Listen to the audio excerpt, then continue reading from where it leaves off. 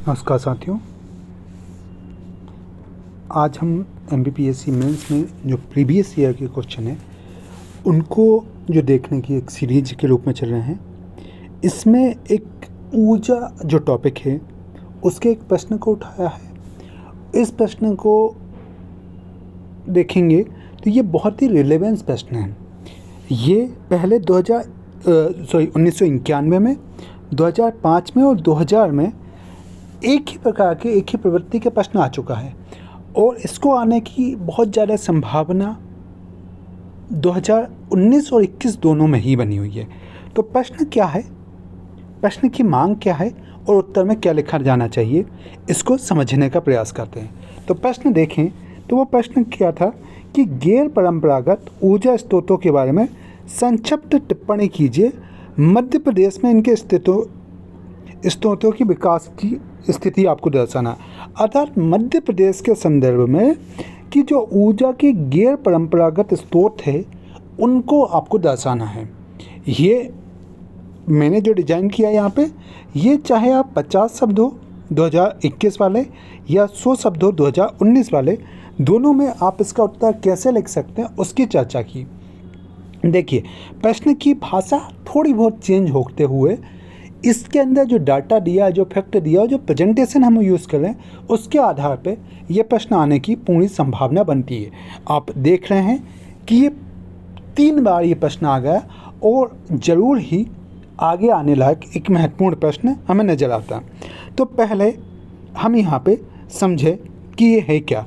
तो पहला हम इसमें शॉर्ट में देंगे कि ये गैर परंपरागत ऊर्जा स्रोत क्या है। तो देखिए, गैर परंपरागत ऊर्जा के स्रोत वे हैं जो हाल ही में प्रयोग में आए, अभी कुछ ही समय से हमें उनका प्रयोग कर रहे हैं। ये प्रयोग यानी उनका उपयोग भी अभी कर रहे हैं और उनकी तकनीक भी अभी विकसित हुए हैं। इसके आधार पर इनको क्या बोलते हैं, गैर परंपरागत ऊर्जा स्रोत, अर्थात ऐसे स्रोत जिनका प्रयोग तथा तकनीक दोनों पहले नहीं होता था, कुछ समय से ही इनका उपयोग और प्रयोग होने लगा। तो ये हमने यहाँ पे देखने का प्रयास किया कि गैर परंपरागत ऊर्जा स्रोत की एक परिभाषा दी।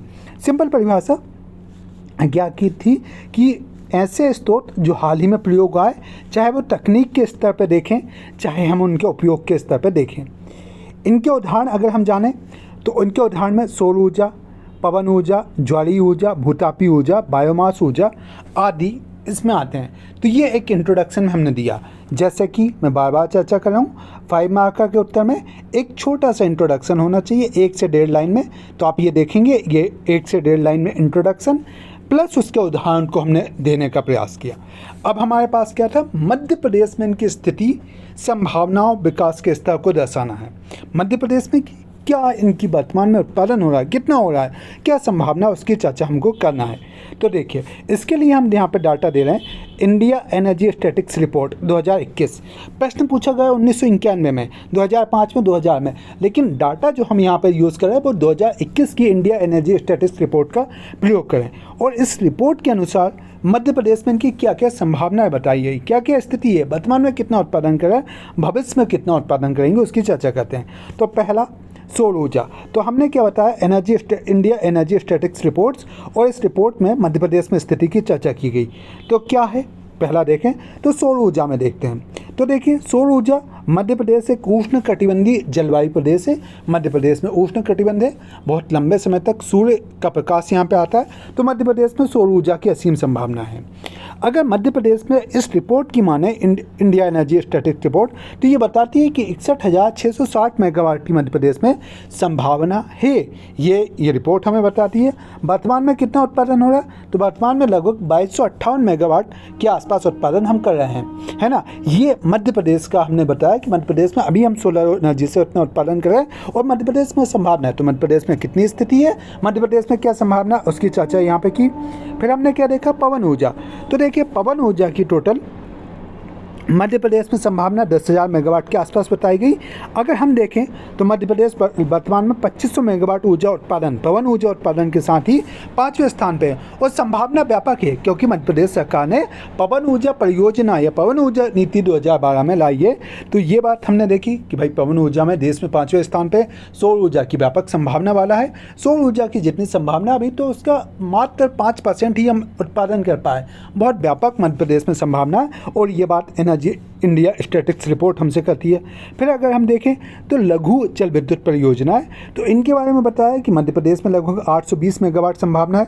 लगभग हम अभी कितना कर रहे हैं, 95 मेगावाट ही कर पा रहे हैं, तो ये भी बताया। बायोमास ऊर्जा मध्य प्रदेश में लगभग 1364 मेगावाट की संभावना, अभी हम 105 मेगावाट ऊर्जा उत्पादन नहीं कर पा रहे हैं और अपशिष्ट से ऊर्जा उत्पादन लगभग 600 मेगावाट है, वर्तमान में मात्र 15 मेगावाट ऊर्जा उत्पादन कर पा रहे हैं। तो ये हमने देखा कि मध्य प्रदेश में कितनी संभावनाएं हैं, वर्तमान में क्या स्थिति है, भिन्न भिन्न ऊर्जा कौन सी है, गैर परंपरागत ऊर्जा के उत्पादन मध्य प्रदेश किस प्रकार से मध्य प्रदेश एक अगले स्तर पर पहुँच सकता है, मध्य प्रदेश में किस प्रकार से इसमें गुणवत्ता में बढ़ोतरी हो सकती है, उसकी चर्चा हमने यहाँ पे की। तो मुझे लगता है कि इनको आप समझ पाए होंगे, ये हमने यहाँ पे समझने का प्रयास किया। अब जो है तो ये हमारा कंप्लीट यहाँ पे होता है। मुझे लगता है कि इससे एक अप्रोच आपको समझ में आएगी कि उत्तरों को लिखना कैसे, उत्तरों के अंदर कैसे कंटेंट को हमें प्रेजेंट करना चाहिए। यह उत्तर आपको 5 अंक या 6 अंक में आपको आ सकता है। बहुत बहुत धन्यवाद।